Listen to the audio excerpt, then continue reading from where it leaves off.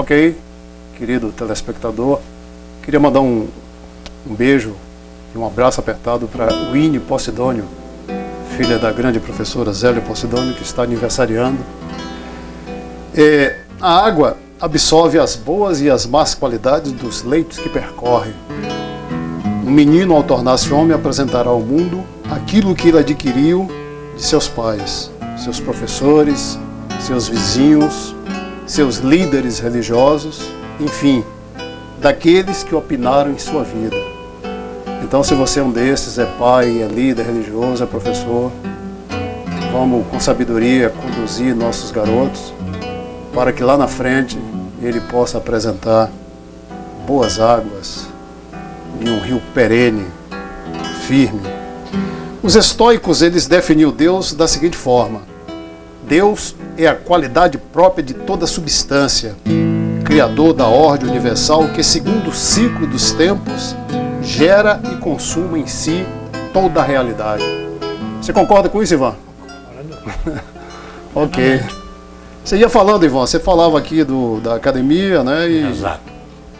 É importante que eu diga também que hoje nós, felizmente, com a criação da nossa academia, tivemos a oportunidade de estimular a criação de novas academias. Ok. Hoje sim. nós temos já temos na cidade 4 academias. Eu me lembro que até um certo tempo atrás não se tinha nenhuma academia. Nenhuma. Aí surgiu a Grau, foi a primeira, Surgiu né? a Grau. Aí na sequência apareceu A primeira foi a maçônica. Mas essa a cidade reservada. Não conhecia, é uma coisa particular da maçonaria. Aí surgiu a Lita, depois surgiu uma outra, eu acho que é a Academia de Academia Jurídica. Eu digo, olha, de repente as portas se abriram para as academias, né? E eu acho que é interessante isso. É de suma importância porque é através das academias que você consegue disseminar os conhecimentos culturais e literários. Claro. É ali em que você vai poder trazer pessoas com conhecimentos próprios e também adquiridos através de livros para orientar não só os próprios acadêmicos da academia que o receba, mas principalmente o município e a região, porque é ali que você vai aprender muita coisa a respeito de academia. Por exemplo, a Academia de Letras, ela engloba escritores, engloba poetas, poetisas, teatrólogos. Sim. Tanto que nós temos uma aproximação bastante agradável com o Clube dos Poetas e com a ACAT, que é dos teatrólogos. Certo. Isso. E isto é de suma importância porque eu digo que a maioria ainda não sabia nem o que se compunha ou como se fazia uma poesia, um verso ou uma prosa. Uma poesia é a transformação em imagem, através da escrita, e em sons, através da voz, de sentimentos que você tem no coração, de sentimentos que você capta na sua vida junto à sociedade em que você vive. Já a prosa é simplesmente uma conversa, escrita ou não, mas é uma conversa. É uma forma de comunicar à população através da prosa, por isso prosa, levar tudo aquilo que é de suma importância, que é necessário trazer ao conhecimento do público. E temos o verso. O que é o verso? O verso não é aquela formação toda que pensa-se da poesia, de 4 linhas e tal, não. Cada linha é um verso. É um verso. E cada linha pode ou não ter uma rima para formar uma acorde sonante com as rimas seguintes. Você pode ter uma sentença de morte no verso. Né? Exatamente. A Bíblia, você vê lá os versículos bíblicos, por exemplo. Alguns momentos você tem poesia, porque a Bíblia, eu vejo 3 livros ali dentro, né? Você tem um livro histórico, um livro poético, aqueles salmos, aqueles provérbios, tudo é poético, e você tem uma outra parte que é profética. Mas todos eles são versos, né? Escritos em versos. É interessante isso. E tem um fato também que é de suma importância, é conhecer como se pode criar circunstâncias que, em decorrência, digamos que um poeta não encontrou a rima que ele precisava dentro de um campo que tem uma palavra. Ele pode substituir esse campo por uma imaginação diferente, por uma circunstância de encontrar uma palavra num sentido figurado que possa corresponder àquela que você gostaria de ter na rima. Sim. Dessa natureza, por exemplo, a gente pode dizer, apontando para o Antônio Oliveira, é uma raposa. É uma raposa. Não está falando que é um animal ou que é alguma pessoa que faz coisas de cabida, não.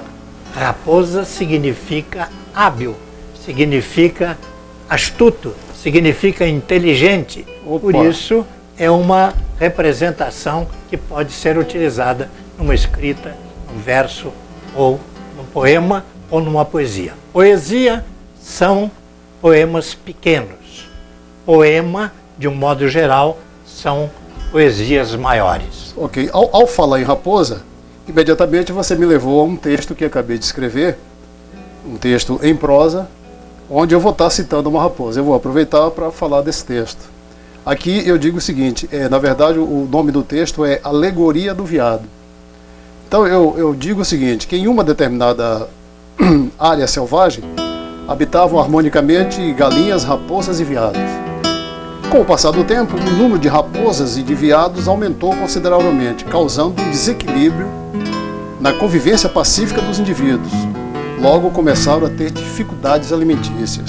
Ora, as raposas se alimentavam de galinhas e os veados basicamente comiam ovos. Aumentando o quantitativo de raposas e veados, consequentemente diminuiu a quantidade de galinhas e com seus respectivos ovos. Atordoados com a escassez de alimento, numa reunião secreta, as raposas proferem a seguinte sentença: se não existe mais galinhas suficientes para o nosso deleite, então, de agora em diante, passaremos a comer os veados. Um veado disfarçado que se infiltrou na reunião das raposas tomou conhecimento de seus sórdidos planos, e então ele convoca seus parceiros para uma assembleia, na qual decide por unanimidade abandonar a floresta. As raposas, que também sabotaram a reunião dos veados e descobriram seus planos de fuga, publicaram na floresta uma falácia carregada de intencionalidades. Diziam: caríssimos veados, esse dia é para nós um dia de profunda angústia. Sabemos que pretendem viajar para uma floresta longínqua por causa da falta de ovos. O motivo da nossa preocupação é que, pela estrada que terão que seguir, passarão obrigatoriamente pelo Vale dos Crocodilos, que não terão misericórdia, e assim como dizimaram completamente o cardume de piranhas que lá existia, comerão também todos vocês, não sobrará um veado sequer para contar a triste história dos veados retirantes. Esta notícia frustrou completamente o plano de fuga dos veados. Com medo dos crocodilos, resolveram então permanecer na condição de subserviência entre as famintas raposas. As raposas teriam tido sucesso em sua falação caso não houvesse lá um audacioso veadinho, o qual, ignorando completamente o discurso das raposas, põe sobre suas costas sua mochila cheia de seus penduricalhos e destemidamente pega a estrada, desaparecendo na selva.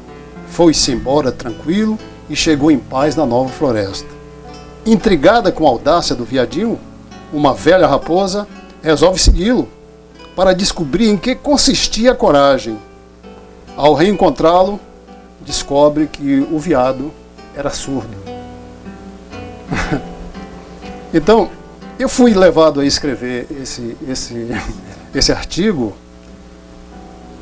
por conta de alguns problemas que na arte, né, no meio que eu vivo, na arte, na poesia, no meio do teatro, a gente percebe que muitas coisas não avançam porque pessoas dão muito ouvidos a falações, a coisas sem fundamentos.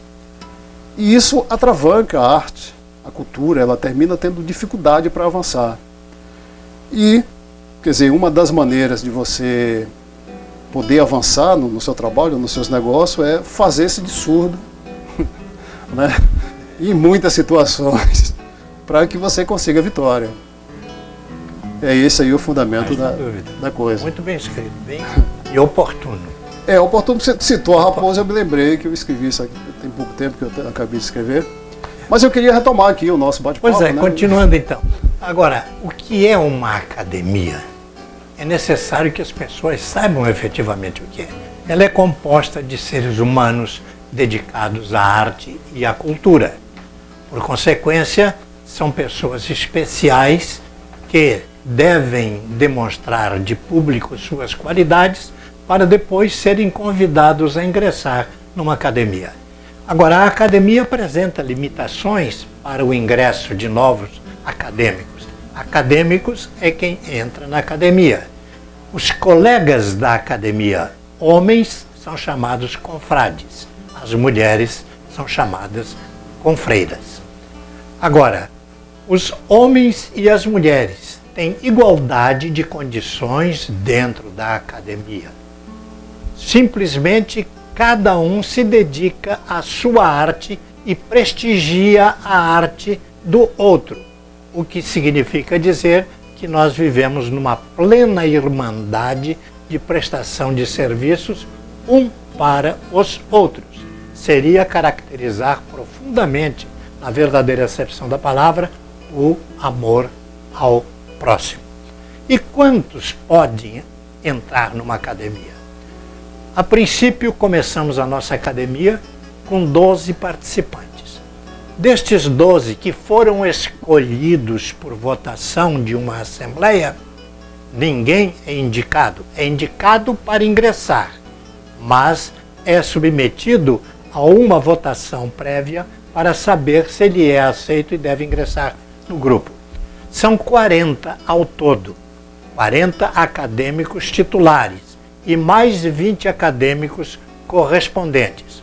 O correspondente, como o nome diz, significa que é um acadêmico de outra cidade que normalmente vem participar como acadêmico desta academia criada ou já existente há mais tempo, mas que não tem todos os poderes de um acadêmico titular.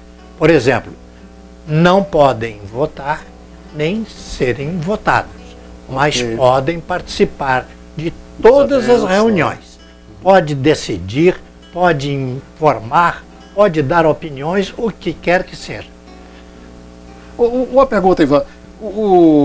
Esse quantitativo, ele está mais ou menos fundamentado na academia criada por Machado de Assis? Vem daquele tempo? Aí? Vem daquele tempo, porque a maioria das academias existentes ainda hoje no Brasil, inclusive a Academia Brasileira de Letras, são 40 componentes e 20 correspondentes. Agora, existe já academias que têm número superior a 40. Não altera em nada o comportamento e o modo de seguir dentro da cultura e dentro da literatura. Mas é apenas uma maneira de deixar que nós, com 40, possamos eventualmente substituí-los quando acontecer morte, que é o único meio que pode eliminar um acadêmico da academia. Ok, Ivan, nós vamos para mais um intervalo e daqui a pouco nós retornaremos aí com o quarto e último bloco do programa Bem Viver.